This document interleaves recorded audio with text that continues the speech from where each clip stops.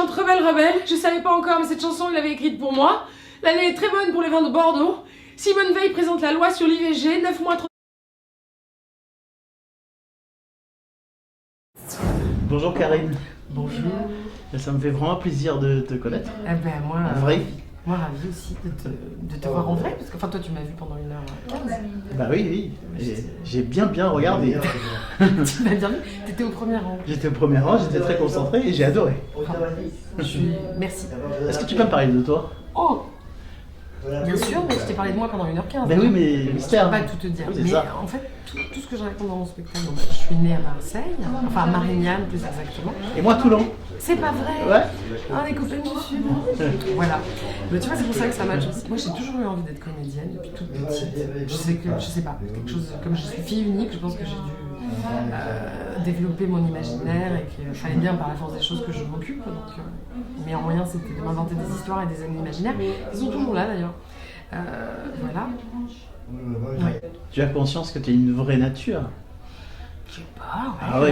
Ah bah oui, on le dit ça au théâtre, mais c'est une vrai. vérité. Si tu exploses la lumière, là, c'est un truc de fou. J'explose aussi tout court. Puisque, donc, oui. Voilà. Oui, bah, écoute, je suis ravie, merci. Ce que j'aime beaucoup dans ce spectacle, c'est l'écriture, que je trouve vraiment brillante.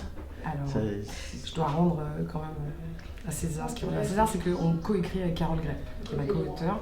Donc on a écrit à deux, à 4 mains, le spectacle. Je ne me suis pas donné de ligne directrice, j'écris tout ce qui me passe par la tête.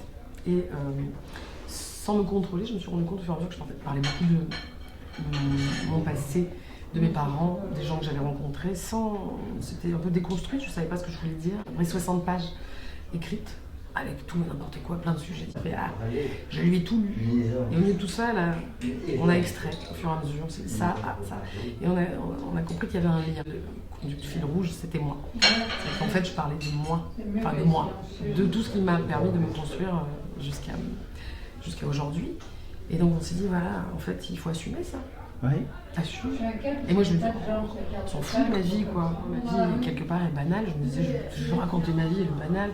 Et en fait, oui et non, parce que dans cette vie, ça parle d'amour, de perte, d'échecs. Et c'est ce qu'on rencontre tous les jours. Et je crois que les gens, ils ont besoin aussi de voir que c'est un spectacle sur l'échec, entre guillemets, mais parce que, évidemment, tout ce qui ne tue pas non plus fort. Et c'est le message que je délivre. Et en fait, je me suis dit, ouais, on s'en fout, mais quelque part, si c'est ce que j'ai envie de raconter, autant que je le fasse. On tombe, c'est pour mieux se relever. Enfin, c'est comme les enfants, si la première fois qu'ils tombent, ils disaient, bon, j'arrête là, parce que ils apprendraient jamais à marcher. Bon, nous, c'est pareil, mais c'est qu'il faut se dire que c'est ça toute notre vie, qu'on va tomber, enfin, se relever, tomber, se relever. Et c'est ça, la vie. C'est toujours arriver à se relever. Non, mais ce qui est bien, c'est que, en fait, c'est pas non plus, tu te confies pas à un psy quoi. Non, c'est que c'est là où l'écriture, c'est ça. Mais là où l'écriture est bien, c'est que en fait, c'est la façon dont on s'écrit, c'est aussi très drôle, très amusant. Ça... Ouais, alors voilà, on peut parler de toutes les choses graves, mais à travers le prisme de l'humour. Hein. C'était notre volonté à Carole, c'est de faire rire les gens, parce que ça va, on a assez de... Au moment où je vivais dans la vraie vie, c'était pas aussi drôle que ça. Je dis rien, ouais, d'accord, oui, je sais tout faire. Mal, parfois, mais j'essaie. Franchement, je voudrais faire un hommage à la mise en scène. Ah, alors ça, je peux le citer. Ah ben, oui. Philippe Awat, extraordinaire metteur en scène que j'ai rencontré dans ce spectacle, qui est devenu un ami maintenant, et qui est un monsieur qui vient plus subventionner, qui a l'habitude de traiter des thèmes plus lourds, et il a été la valeur ajoutée. Entre les cris et ce qu'on voit sur scène, quelle est sa grande idée par exemple? Est-ce que quand tu tournes sur toi, oui, mais ça, est-ce que c'est lui ça ou est-ce que c'est écrit? C'est quelque chose. Non, c'était pas écrit du tout. C'est en fait au départ on était parti, on voulait cette espèce de fresque, parce que c'est donc un spectacle où j'égrène comme ça les années qui passent dans ma vie et à chaque fois les moments forts de chaque période. Et on a eu la chance de répéter dans une toute petite salle de théâtre avec un fauteuil qui tourne, un fauteuil de bureau tout bêtement qui tourne. Comme ça, et donc au départ on était parti sur une idée de lit en fer forgé avec des roulettes que je vais tourner. Peut-être quelque chose comme ça, un processus où on tourne et en même temps le temps passe. Et en fait, j'avais juste le fauteuil, puis en moi, dans ma tête, je me disais, oh non, j'ai pas envie d'un truc lourd, en fer forgé, il faut monter pendant des heures. J'imaginais la tournée. Bref, on est resté là-dessus. Et on était sur cette petite scène avec ce petit fauteuil. Je disais, oh, bouge pas, refais ça, tourne comme ça. C'est génial, regardez ça. Ah ouais, c'est génial. Et donc voilà, on s'est dit, putain, c'est une idée conne, on l'a fait. Et en fait, donc il faut se servir de tout ce qu'on a, quoi, quand on est... Mais j'adore les idées de création. Et plus c'est simple, et mieux c'est. Non, parce que c'est brillant, parce qu'en fait, à partir du moment où tu tombes sur ce fauteuil, ben, ça fait un flash, quoi. Exactement. Pour le coup, ça me fait... Philippe aussi a tenu à ce qu'on n'y pue. C'est pas à moi de faire un clin d'œil sur ça. Donc, parce que moi, je suis quand même issue de la comédie, du boulevard. C'est un peu ma formation, c'est ma nature. Comme tu disais, j'ai cette tendance à vouloir montrer aux gens que je sais faire rire et donc il faut rire. Et en fait, on m'a dit non, t'inquiète pas, les gens vont rire. Enfin, ouais, je suis tout à fait d'accord avec ça. Voilà. En même temps, t'as pas le temps là, pour le coup. Non, mais voilà. Et il a aussi tenu à ce que ce soit tendu, qu'on soit tendu tout le temps. Ça, il me dit tout le temps, et parfois, il est venu me voir dernièrement, il m'a dit, t'es un peu installé là. Là, attention, parce que évidemment, le point de départ, c'est que je suis en train de mourir. Ça, oui. je le dis, je peux le dire. Oui, mais voilà. Ça commence comme ça. Ouais, exactement. Je suis en train de mourir, et donc, je revois défiler toute ma vie. Et si t'es en train de mourir, on peut pas être là tranquille, on y va. Quoi. Bien sûr. Ah non, si tu m'écoutes. Si tu m'écoutes, je ne sais pas où elle est. Tu me le fais un coup? Bien sûr, c'est ma mère. Ma mère, il est comme ça qui fait des clopes. Ma mère. Ah, ma mère. Oui, ouais. Elle était. Mais comme. Mais je. Comment dire? Ça fait beaucoup de phrases non terminées, ce que je viens de dire. Mais oui, mais je mets non. Elle était comme ça. C'est en tout cas. Oui. Et puis c'est ta vision. C'est ma vision. Ouais. Je pense que si elle était venue se voir, elle me disait qui? Oui, bien sûr. Moi. Mais c'est un hommage. Et quand tu parles de tes expériences théâtrales, d'école, au conservatoire. Bien sûr. Ben ouais, mais pareil, l'échec, quoi. Enfin, voilà. C'est que j'aurais adoré. Hein. Alors, j'ai été acceptée au Conservatoire régional d'art dramatique de Marseille. J'y suis pas restée très longtemps parce que c'était pas mon univers du moment. Moi, j'avais envie de rire, de m'amuser, puis là-bas, on était plus sur un registre plus engagé, dramatique. Donc j'étais pas prête, j'étais trop jeune pour ça. J'avais 19 ans, j'avais envie de rigoler, de faire des blagues. Et on parlait de Sarah Kane, de Bodo Strauss, Heiner Müller, je comprenais pas. C'était pas mon... Moi j'étais éduquée, j'ai fait mon éducation théâtrale grâce à la télé. Théâtre ce soir, tu connais? Parfait, je suis fan. Bah voilà, moi aussi, tu vois. J'aime le théâtre aujourd'hui grâce à ça. Oui, moi aussi. Mais ce qui m'a permis aussi d'aimer le théâtre après. En province, on n'a pas beaucoup de choix. Hein. Non. C'était ça. Non. J'avais ça, puis j'avais quelquefois mes profs de français, d'ailleurs que je sais pas où ils sont aujourd'hui, mais je les remercie. Ça aussi, les profs, c'est eux qui te donnent l'envie. Hein. En tout cas, te font découvrir. C'est qui m'amenaient à la Criée, au théâtre de la Criée à Marseille.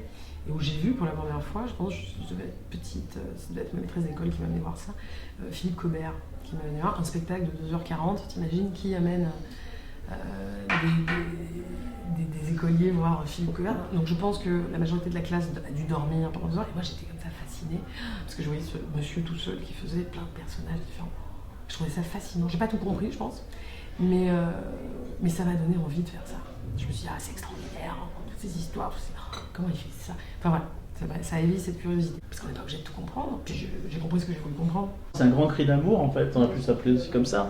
Oui, t'envoies une espèce de truc, un cri de vie, d'amour, de tout ça quoi. Il y a beaucoup d'énergie, mais c'est passionnant. Ça. Oui, en effet, ça tourne dans la tête, ça nous emporte avec toi en fait, avec la chaise qui tourne. Exactement. On rentre dans une espèce de tourbillon, mais le tourbillon de la vie aussi. On va retrouver plein de titres. Ah, le tourbillon de la vie, ancré l'amour. Allez, Jeanne Moreau. Ah oui, écoute. Tu balances des trucs, style quand j'étais petite, la petite grosse et tout, machin, les critiques sur ton physique, sur ce qu'on voit pas du tout sur scène en plus. Non, j'ai bien camouflé tout ça, j'ai tout camouflé. Voilà. Tout caché. Comment on arrive en tant que comédienne à s'offrir à ce point-là? Parce qu'en fait, c'est un cadeau. J'ai l'impression que tu nous as fait un cadeau. Déjà, il faut être en confiance avec les gens avec lesquels on travaille. Moi, c'est une vraie rencontre avec le metteur en scène, qui est quelqu'un de très bienveillant. On a travaillé dans l'empathie la plus totale et dans l'amour. Je pense que tu parlais d'amour. moi, je sais pas, j'ai eu la chance de choisir les bonnes personnes et d'être choisie par les bonnes personnes. C'est-à-dire que la co-auteure avec laquelle je travaille, c'est quelqu'un qui est rempli d'amour pour moi et pour la vie, et voilà. Et le metteur en scène, c'est pareil, on s'aime énormément. Et tous les gens qui travaillent avec moi aujourd'hui, on s'aime tous et on a envie d'être heureux sur scène que ça transpire de ce travail.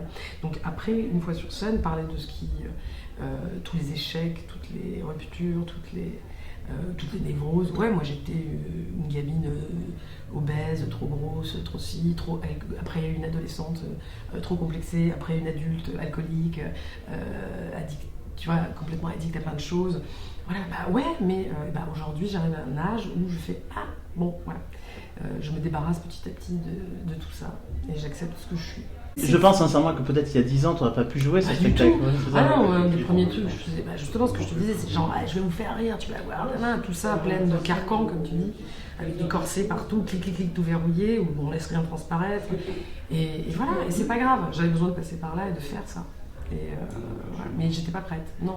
Aujourd'hui, je suis prête à faire ce genre de spectacle. Mais je pense, je sais pas si tu en as vraiment conscience, mais je pense que tu tiens quelque chose grâce justement à cette offrande que tu nous fais.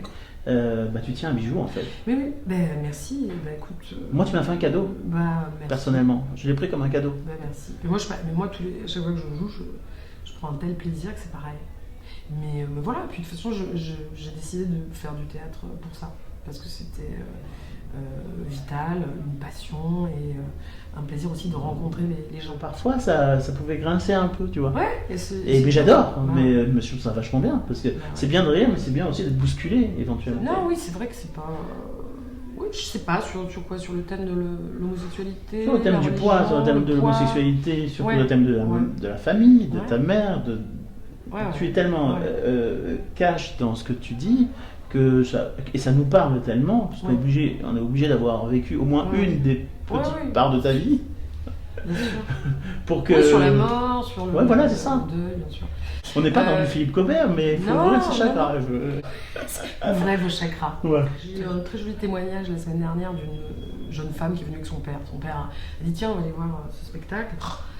Et donc il m'a laissé un pavé comme ça, et c'était formidable. Donc avec son père, voir le spectacle, il se met au premier rang. C'était dimanche soir, il pleut, on est en plein hiver au mois de décembre. Je viens de divorcer de mon mari qui m'a trompée. J'ai perdu ma mère il y a 3 semaines, donc je vais voir un spectacle d'une meuf que je ne connais pas, j'en ai rien à foutre. Enfin, souris pas.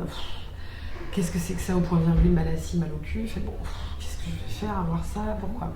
Et le premier truc, donc, quand la lumière se fait, la première image que tu connais, que je ne dévoilerai pas, elle fait « Oh non, c'est pas possible, ça va être pénible. » C'est vrai que le début, voilà, il est un peu long en plus. Il est un peu long, c'est fait exprès.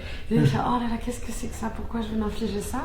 Et il me dit à la fin, mais voilà, c'est mon rayon de soleil, ça m'a fait du bien. Je suis ressortie pleine d'amour, chargée d'amour, voilà, et tout ce qu'elle m'a... Et ça m'a fait un bien fou. Je me suis dit, j'ai réussi mon pari. Mais oui. Tant mieux. Oui. Parce que dans Souris pas, c'est en fait souris complètement quoi. Oui. Souris vraiment et maintenant souris quoi. Souris maintenant. C'est maintenant, c'est pas demain, c'est pas après-demain. Voilà, c'est maintenant. Ouais. C'est cool. Et ça, c'est cette notion de temps aussi, parce qu'il y a cette temporalité, tu vois, cette espèce de chrono qu'on a. C'est que c'est maintenant en fait qu'il faut profiter. Mais vraiment, pas faire un. Vraiment. C'est Nietzsche qui disait le bonheur, c'est d'arriver à aimer ce qu'on a déjà, c'est de continuer toujours à aimer ce qu'on a déjà. Ce qu'on a déjà, quoi. Il faut se rendre compte de ce qu'on a déjà. Eh oui. Ça m'a pris 40, 50 merci Karine. Voilà. Merci à toi. Tu dois aller au théâtre? Oui, je dois aller tu vois, tout ça là, tu parlais de sexy, il faut travailler là, faut que j'y aille. À bientôt. Merci, à bientôt.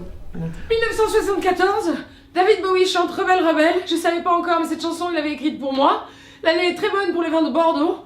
Simone Veil présente la loi sur l'IVG, 9 mois trop tard, ma mère ne peut pas avorter.